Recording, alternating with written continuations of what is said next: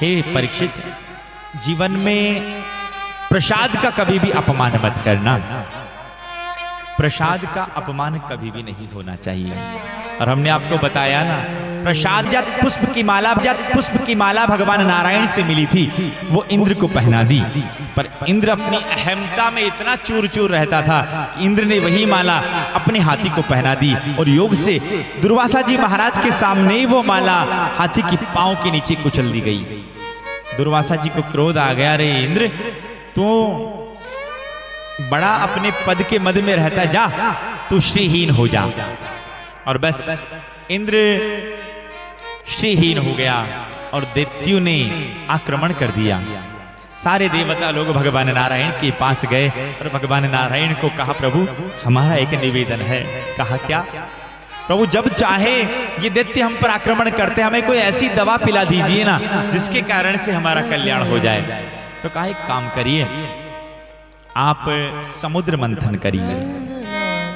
समुद्र मंथन? हाँ, समुद्र मंथन। कैसे?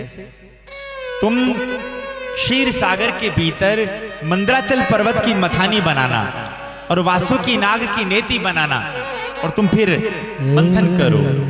पर हाँ, इसमें काम और करना पड़ेगा। क्या? तुम्हें इसमें दैत्यों को भी साथ में लेना पड़ेगा। प्रभु उन दैत्यों को साथ में कैसे? हाँ, तब जाकर तुम्हारा मंथन पूरा होगा। देखिए, समुद्र मंथन है सत्कर्म, और सत्कर्म में हमेशा याद रखें, अपने जो विरोधी हैं उन विरोधियों को भी आप साथ लेने का प्रयास करें। क्योंकि अगर सत्कर्म में अगर विरोधियों को साथ नहीं लेंगे ना, तो वो भी कभी भी रोड़ा अटका सकते हैं। इसलिए कभी भी कोई सत्कर्म करो, उसमें अपने विरोधियों को भी अगर हाथ जोड़ना पड़े तो हाथ जोड़िए। अरे चलिए, ये काम कर रहे हैं, आपकी अपनी भागीदारिता निभाइए, एक नियम है।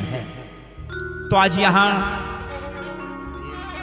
देवताओं को कह दिया, अगर तुम्हें ये समुद्र मंथन करना है तो एक काम कर, मंथन करें, बाकी हम चलें। भगवान भी यही चाहते थे। अब दैत्यों को पकड़ा दिया मोह और देवताओं ने पकड़ ली।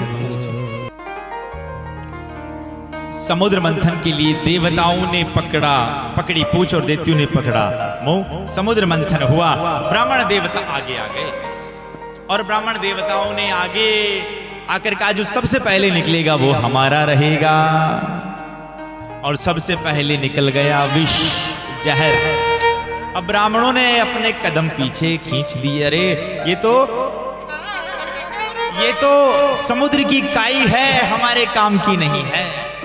और ध्यान रखना, ये कथा हमें संकेत कर रही है, जब कभी भी कोई सत्कर्म करो तो सत्कर्म में विघ्न आते ही आते हैं, पक्का मान लेना। कोई भी सत्कर्म करोगे, और ये जो विष निकला है, ये विष भी विघ्न का ही प्रतीक है।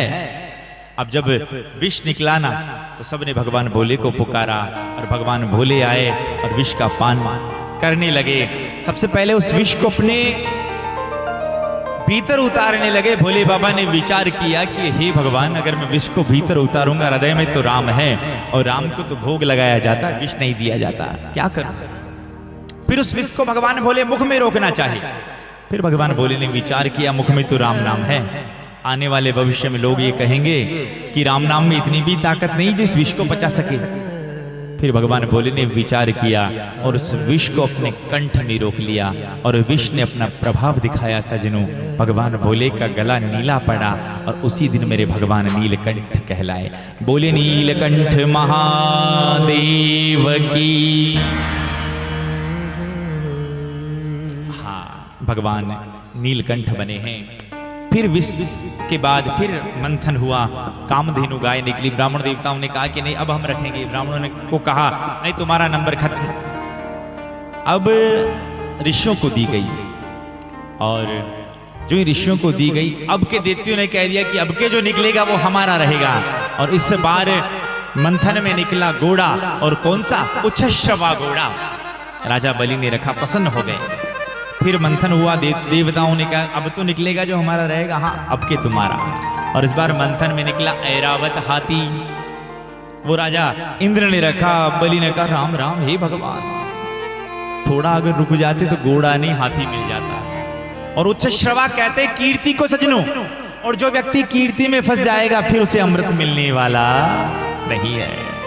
कि मान बढ़ाई जब से आई किस्मत मेरी फूटी।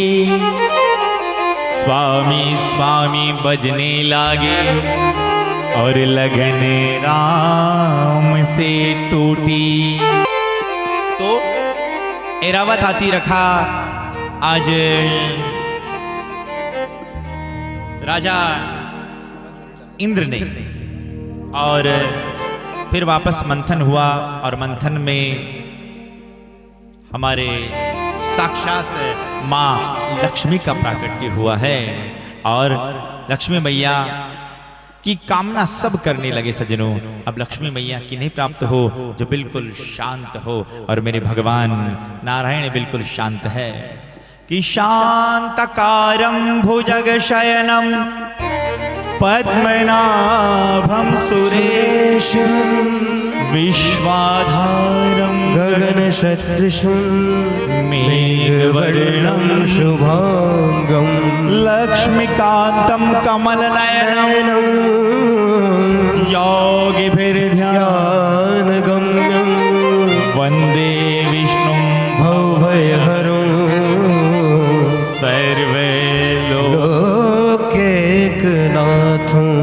माता लक्ष्मी ने भगवान नारायण का वरण किया, वही दीपावली का दिन है।